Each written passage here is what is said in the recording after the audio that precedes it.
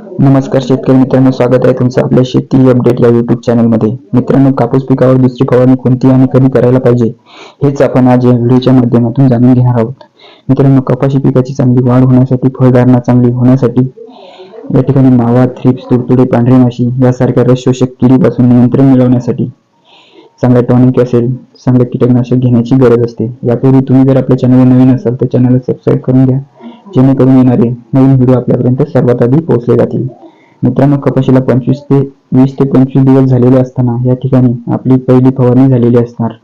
त्यानंतर आपण दुसरी फवारणी करायच्या तयारीत असतो।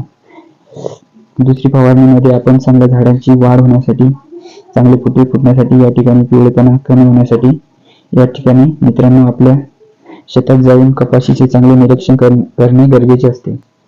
मित्रांनो, मावा, थ्रिप्स, तुडतुडे यासाठी आपण UPL कंपनीचे कीटक